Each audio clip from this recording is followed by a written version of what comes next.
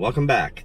Tesla Thursday tips and tricks. This is a new segment I'm going to be setting up, and it's going to come out every Thursday with new tips, new tricks. And with today's topic, today's tip and trick, we're going to be talking about something really interesting, and that is how you can make your car even more efficient, and you don't have to do anything about this. This really truly applies kind of more towards the Model S and X.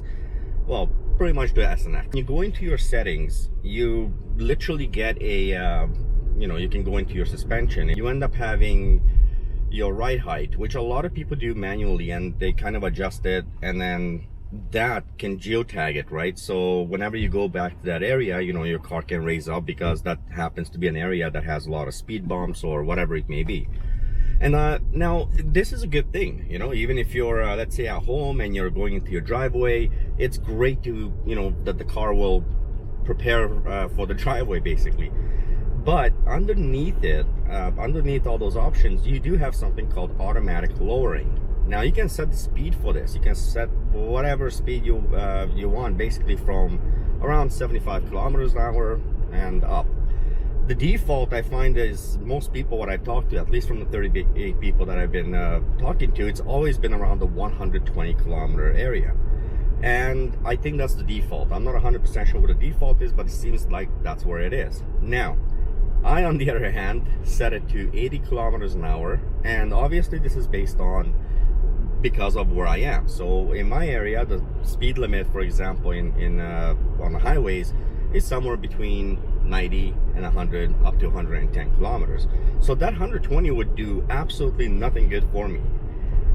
So what did I do? I set it down to 80 kilometers an hour. That basically means when my car hits 80 kilometers an hour, the car will automatically lower to its lowest point. And the advantage to this is your drag, right?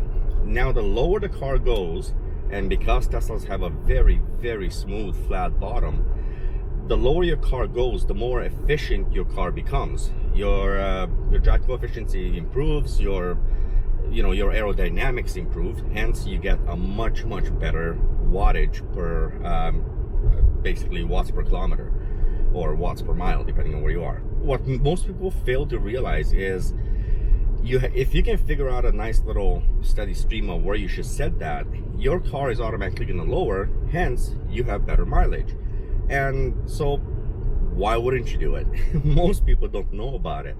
And I have this obsession. I really love having my watt hours per kilometer low, right? As low as possible. Currently I'm running it at 163 watt hours per kilometer. This is a Model S 100D. So one thing I found is that once I started doing this over the last 2 months, and I played around with different numbers, 80 seems to be a good one. I'll give you guys an explanation why I chose 80 in a second, and how you should do it if you want to do this method. So once I chose this 80 kilometers, I decided to go and do a few test runs. So I put it to a point where I left my car at standard and left it at the 120, made a few runs, and watched how my consumption is. And then I went back to the same place. Mind you, I've been doing this on Saturday, Sunday mornings when the highways are basically empty. And I went back to the same place and then used the 80 kilometer system and did those same runs over and over again. Now, to put that into perspective, I ran each segment approximately 5 times. And each time I get the same result.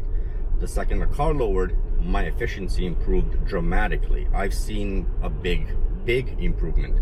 So again, this is not something that most people knew about. Now, how should you do this if you decide that you want to do it? If you yourself want to try this out, what you should do is take a look at your highways, everything around the highway. If you're in Canada, more than likely you're going to be between 90 and 110 kilometers an hour. In some areas there is 120, but majority is 90 to 110. So the question is, why did I put it to 80? Well, the reason I put it to 80 is because the city limits are 50 kilometers an hour, right? But we all know we all go over those city limits. We usually do about 60, sometimes 65, maybe even 70. So it all depends on the flow of traffic.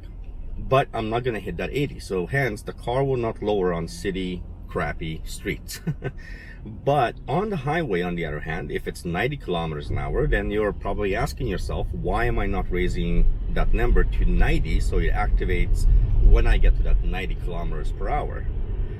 The main reason for that is that throughout my test, the key thing I found was that when I put it to 90, a lot of times I ran, let's say I'm coming up behind somebody or somebody merges, and we slow down to, 85 or 82.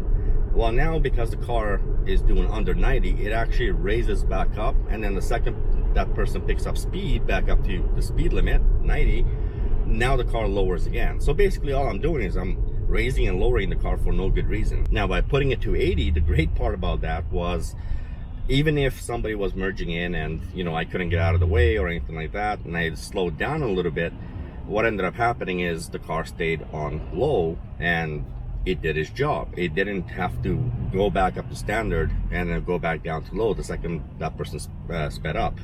At the same time, I am fully aware that I set this to 80, so in the city or any one of those areas where let's say the speed limit is up to 70 kilometers an hour in the city, I'm still not hitting that 80. So you see, it's really good because in the city I'm not giving myself a chance to lower it down on these city streets, the place where I don't want it to lower.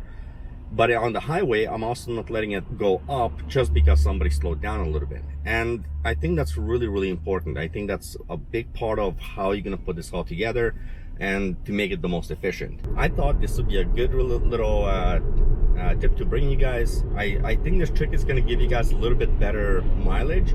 And it's a lot of fun to see, how much can you get out of these cars and what can you do to actually make it even better. Now, to be honest with you guys, I am not doing this because I'm worried about my, I guess, range or any of that stuff. I'm doing this for my personal, this is how I get my kicks, okay? I have a lot of fun testing out these cars and seeing where are those little tricks that you can really have fun with. And I have a lot of fun trying to keep my car very efficient at the same time having a lot of fun with her. Definitely you're gonna use up a ton of power if you just floor it. When you're flooring these cars, they want to go and they're gonna go, so you don't want to end up in that scenario. You just want to keep it as you still want to be able to play with your car, but you still want to keep it efficient. Now I know that there's a few of you guys out there who have free supercharging, as do I.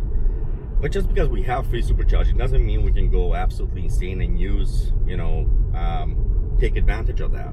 So I try and extend my range as much as possible and, have, be able to go wherever I want to go and not have to worry about, where I'm going. And to be frankly honest with you, I have not worried at all about where I'm going with my car. So I hope you guys found this helpful. If you guys like the new series that I'm going to be putting out, this is every week, every Thursday, you guys are going to get a new tips and tricks video. And like I said, I am setting up for some of the other days. There's going to be some new standards coming in effect as well. There will be a different playlist for all of these. With that said, thank you very much for your support. I hope you guys try it, and if you do, let me know in the comments below. Let me know how you found it. Was this helpful for you? If you think this was helpful, give the video a thumbs up, and keep in touch. I'd love to know how you guys, how you guys fared on this whole thing once you guys give it a try. Again, this only applies to the Model S and X, so for the Model 3 owners, I'm sorry. I will talk to a few of my friends who have the Model 3s, and then we'll see if we can come up with some videos specifically for Model 3 owners. All right, with that said, drive safe. Thank you very much. Bye-bye.